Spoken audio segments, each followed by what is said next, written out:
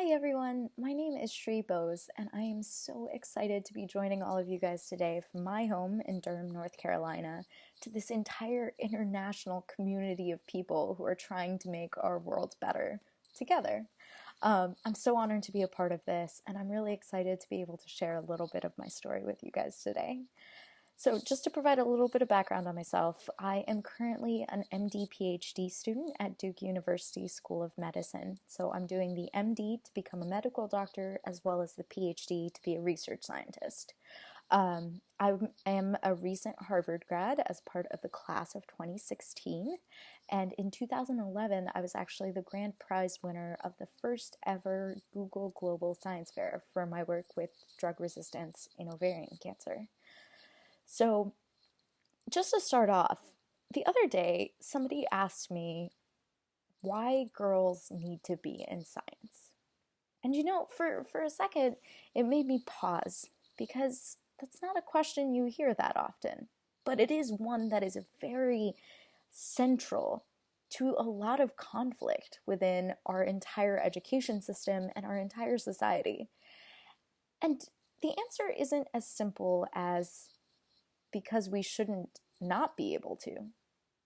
But I think there's a little bit more nuance to that. I feel like the real answer to that question is because the unique insights, the unique ways of thinking that girls bring to the scientific world, to solving a lot of our major world issues, are very different than what is currently there, what has currently been institutionalized into our way of doing science. There's that old trope of really the cure for cancer might be in the head of somebody who hasn't learned to read yet.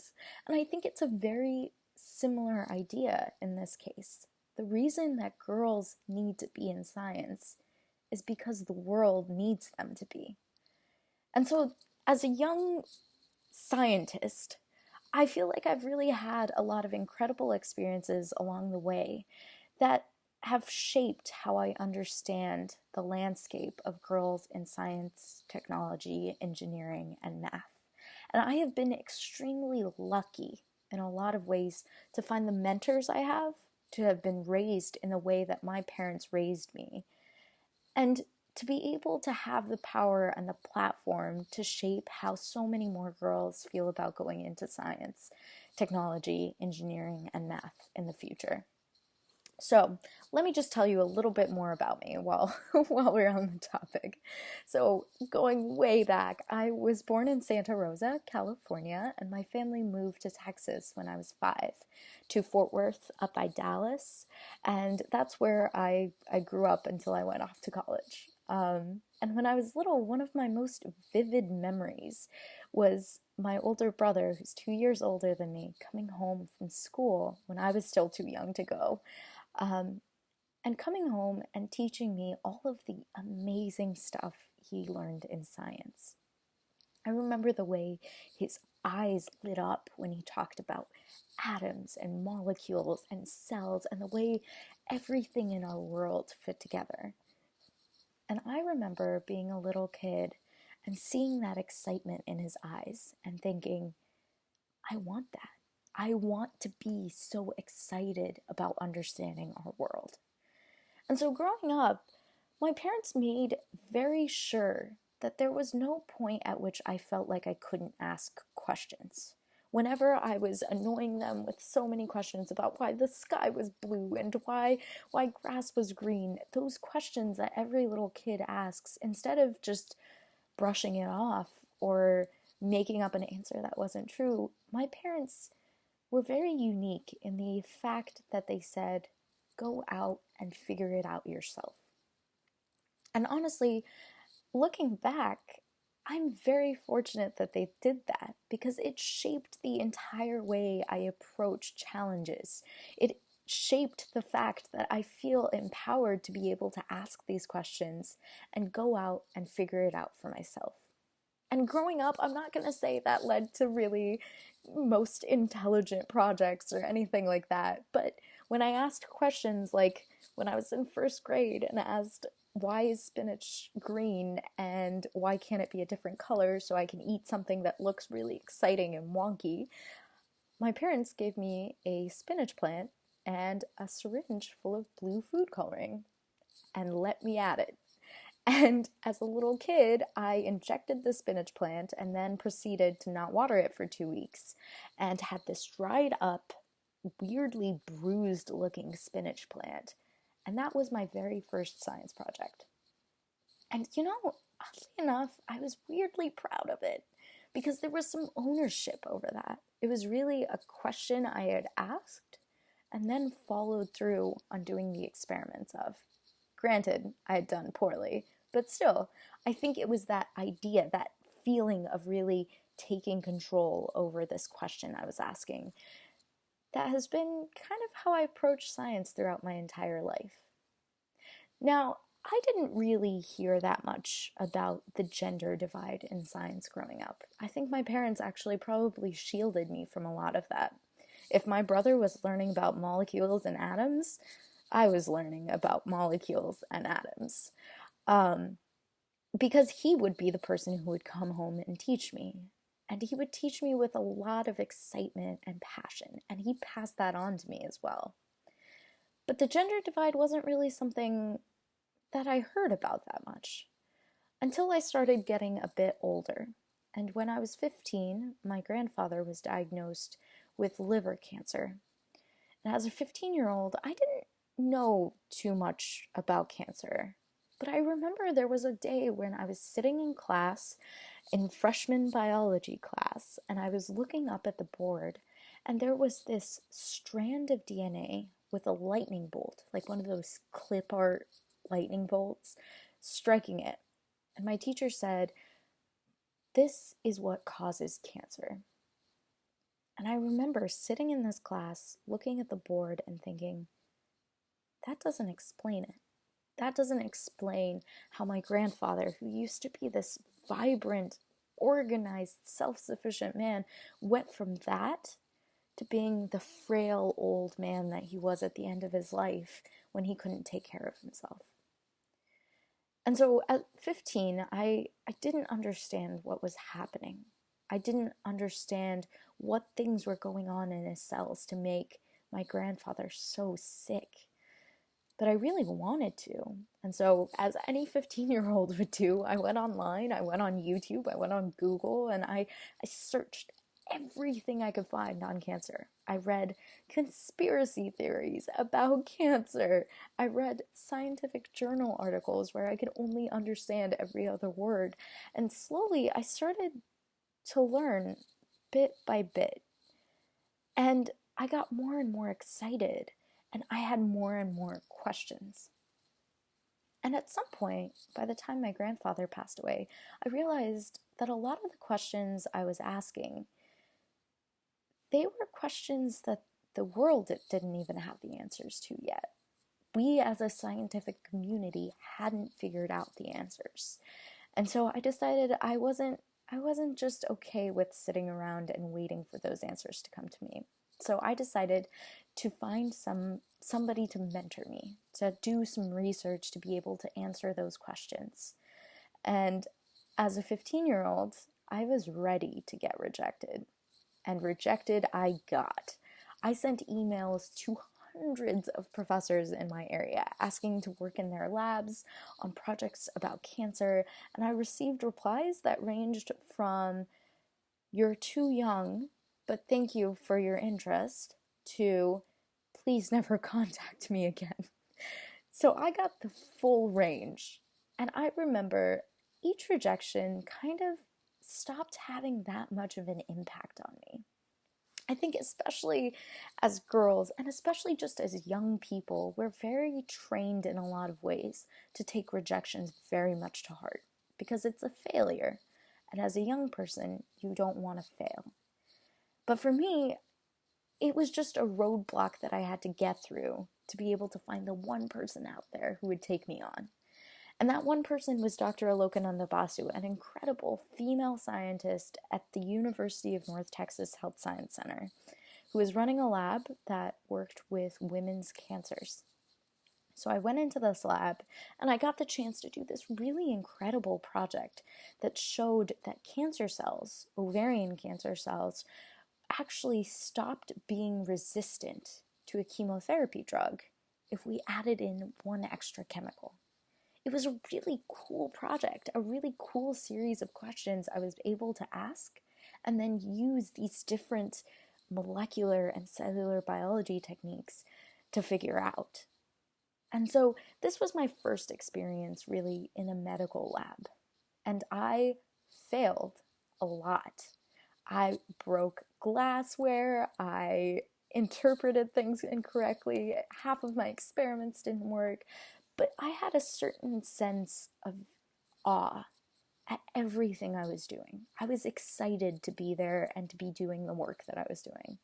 And so when I was the winner of the Google Global Science Fair for this work, an international competition for students all over the world to submit science projects online, it was really an honor, not just because of the award itself, but the fact that it gave me the chance to speak on a global platform and share this entire progression of things from doing projects that didn't matter that much to doing projects that really made a difference to people. And so I was lucky in a lot of ways. And I got to start speaking to students who are also really interested in science and technology. And I realized that the main barriers that I faced, those rejections at the very beginning, were really because there weren't great tools to start learning about a lot of these fields.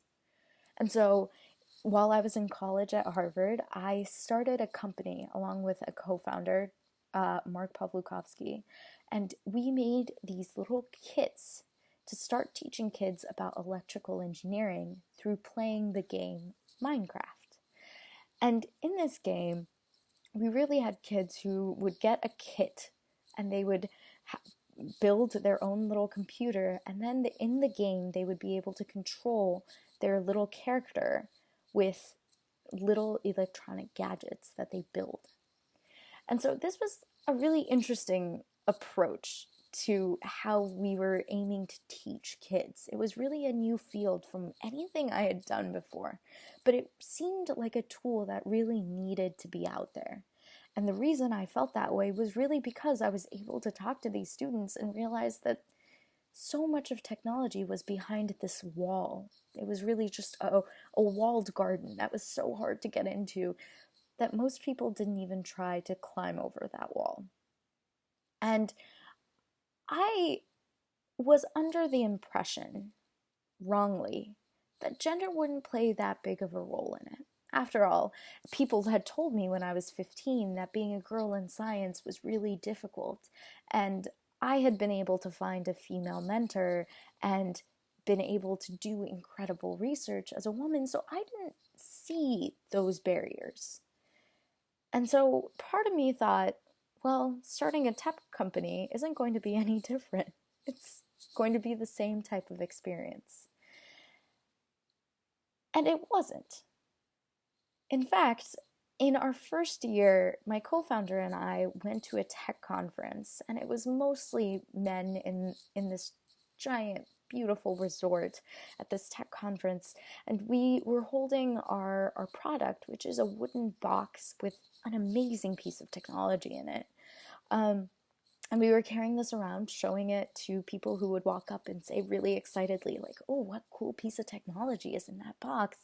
And for an hour, my co-founder, who's a guy, carried this box around, and people would come up and be really excited about the new piece of technology. And then after about an hour, we switched, and I would carry the box around.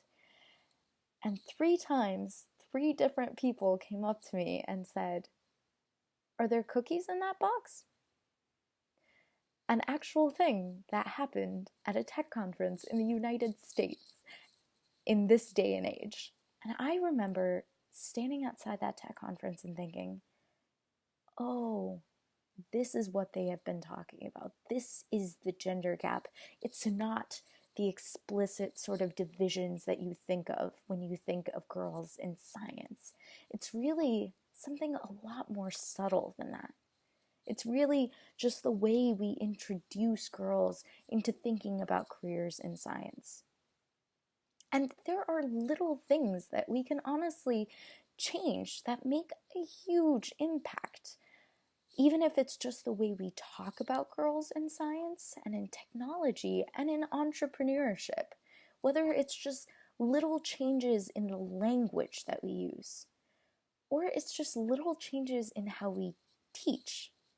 So the kit that we created as a part of this company that I co-founded, we had a game set up where you had a little character who you piloted around and built little electronic gadgets to be able to control. And we took it into schools for pilot testing, and we realized that a lot more little boys were playing with the game than the little girls who would play for about 5 minutes and then wander off and do something else. And some part of me was really concerned about that division. I am somebody who cares a lot about girls in science, and to be able to create a product that impacted really that early point, that early jumping off point, I wanted to make sure that we were getting girls involved, that we were getting those little girls to be able to play and build and create. And so I played it through, and I realized that I got bored after 5 minutes. Really, I was bored of piloting a little guy around and not really being able to have a purpose in the game. And so we did something as simple as adding in missions into our game. So you would reach a level because you needed to get to the next thing. And the character had a goal, a aim that he was trying to save the world. And just that little tweak, just that little bit of motivation equalized our gender ratios across the board. It was just a little thing that we thought about, that we really put the consideration into. And we realized that that was something that had a more universal appeal.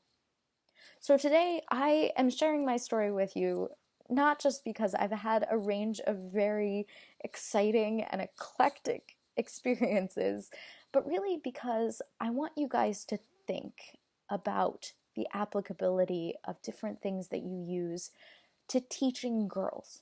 I think that the STEM movement for girls has transformed the landscape of how we approach science, technology, engineering, and math in the last few years. I think we are in far better shape than we were even a few years ago. There are female role models of every generation who can point us in directions to be able to get more young girls in science. But that's never going to be enough if we don't change the culture around science itself. Sarah Silverman, the comedian, has this really funny joke where she says that we shouldn't tell young girls that they can do anything they want to, because until the moment where we said that, it would have never occurred to them that they couldn't. And while that's a little facetious, I think there's some grain of realism in that. Honestly, the way we approach girls in science is a lot of exclusion, and that doesn't necessarily need to be the way it is. I got into science because I never felt like there was a difference between how I learned and how my brother learned, and the excitement I could have from learning about the world around me. And that's really what drew me into a career in science. And that's been a really exciting part of what I've shared with young girls all over the world. It's less about the idea that you can do anything, and more about the idea that the way you think is valued. And I think the entire culture around getting girls to socially be excited about science, to be the nerd in the class who's learning of like high-level calculus, I think really those challenges are challenges that girls are going to face in any generation. But I think we can do some exciting things to be able to normalize that culture, to be able to show little girls that they can be anything they want to. And what the world needs is a lot more of them to go into STEM careers. I know I have, and it's been one of the most satisfying things. And I'm excited to see what this new generation of female scientists do to make our world better in the future. Thank you so much for having me, and I'll take any questions.